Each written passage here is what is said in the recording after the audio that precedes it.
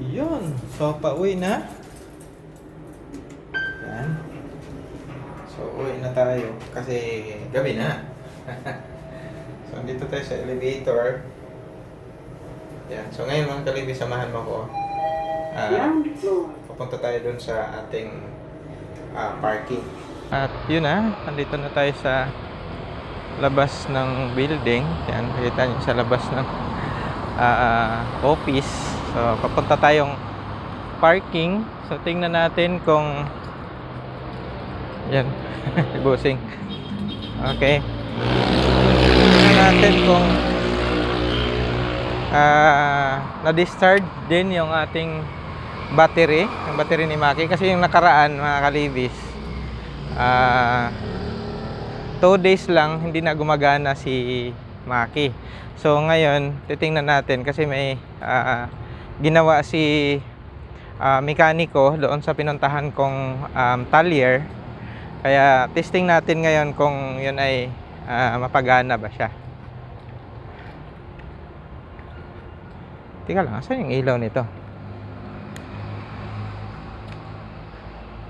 Namang ilaw. Ang liwanag naman. So para naman akong galing sa ano. Okay. So ayan, tingnan natin kung ano ngayon yung itsura ng ating battery. Kasi yung battery na yon hindi ko pinalitan, yun pa rin yung stock na battery niya. Kaya lang sabi nga papalitan nga, pero hindi na pinalitan kasi mahal. Wala akong pambili that time. Kaya ang ginawa ko, inayos na lang nung mekaniko kung ano yung pwedeng gawin.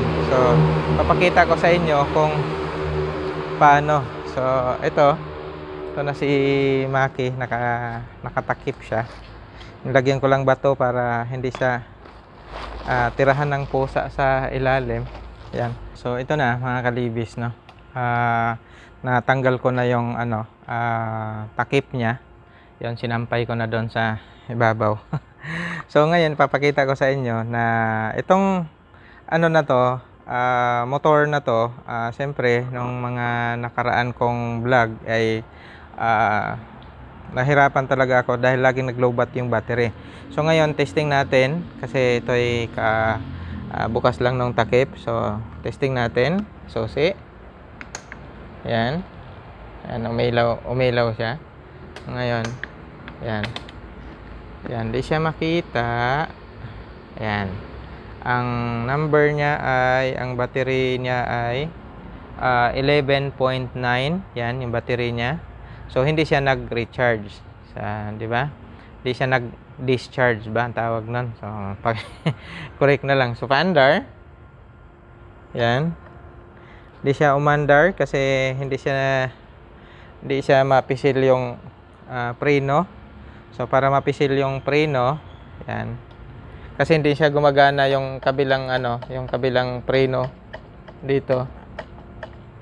Yan, hindi na siya gumagana sa likod. Yan. So ang gagawin para magamit yung kaliwa. Yan, para mapaandar lang talaga natin. Yan. Yan, baka naman matumba yung aking stand naman dito. Yan. So, pisil tong preno. Yan, sa kaliwa. Yan, gumagana yung Tapos, ito, pause button. Yan, umandar na siya. Yan, umandar na siya. So, ngayon, ang nito, mga kalibis, buksan natin yung compartment nito para ipakita ko sa inyo kung ano lang ang tinanggal nito. Balik. Tapos, andar ulit.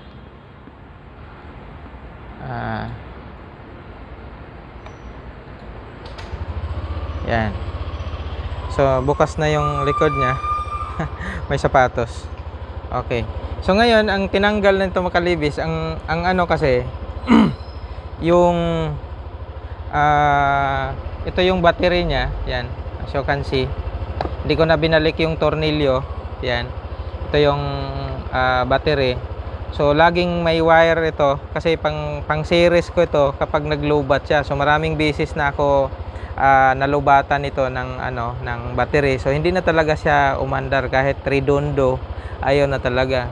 So nung nagpunta ako ng shop, yan, ito papalitan ko. Kaya lang yung battery mahal, 1950. So wala akong 1950, sorry. Wala akong 1950. So ang ginawa ng mekaniko, nag-offer sa akin na tanggalin daw yung Y-connect kasi nga yun malakas yang bawas ng battery. So tinanggal lang siya. Ito lang yung ano Y-connect nandito. Ito yung kanyang connection, ito connector. Pinalagyan ko lang ng electrical tape. Yan. Ang itsura ng Y-connect is ito. Yan.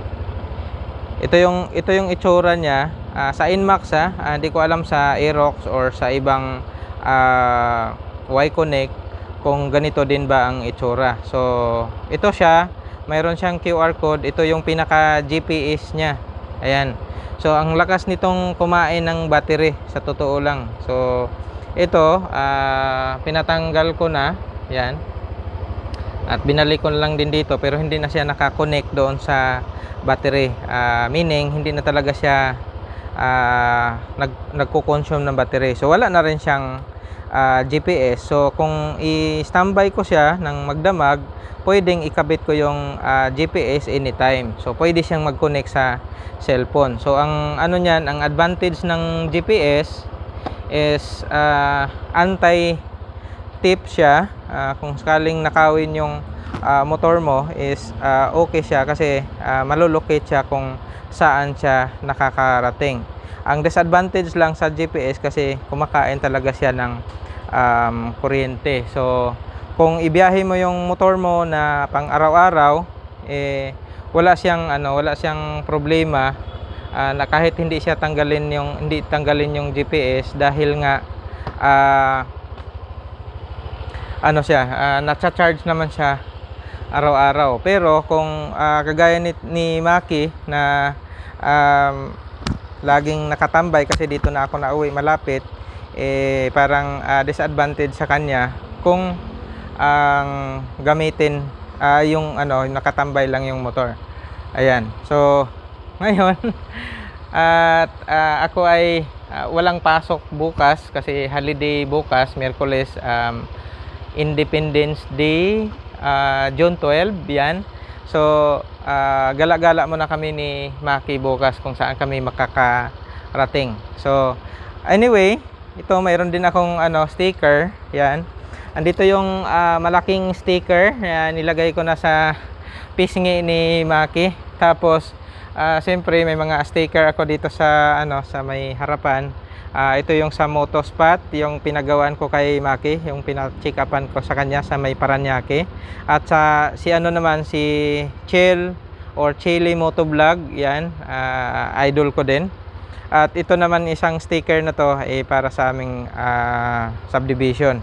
Kaya marami pa akong pwedeng lagyan ng sticker dito kung sino yung masasalubong ko na mga motovlogger. Yan. So sa nangangailangan ng or gusto ng aking sticker, yung Kong Libby sticker,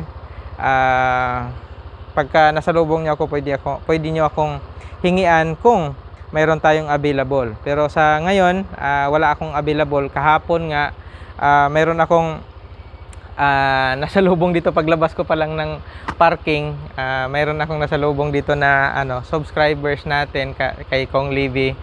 Nanghingi sa akin ng sticker, wala akong naibigay. So shout out sa iyo kung napanood mo man itong video na to. So sa sunod pagkita natin, paghandaan ko na yung sticker na hinihingi mo. So sa ngayon pasensya muna. So ayan, so andito na, napaandar na po natin si Maki ng maayos. So yun nga yung dahilan mga kalibis, yung battery kaya lagi siyang nag-recharge dahil doon sa Y-connect. So wala na akong ngayon ibang napagdiskitahan kung di si Y-connect lang talaga kasi mula nung tinanggal yon hindi na siya nagdi-discharge. So yun lang yung aking natandaan na nung tinanggal siya wala na. Pero hindi ko sinasabi na tanggalin nyo rin yung inyo, kasi kung araw-araw nyo naman ginagamit at yung lugar na pinagpaparkingan nyo is delikado, is mas maganda talaga yung may GPS para malocate natin kung saan na napunta yung motor natin. So yun lang, hanggang dito lang muna yung video natin ngayon mga kalibis. So bukas wala naman akong pasok, so pwede niyo akong samahan.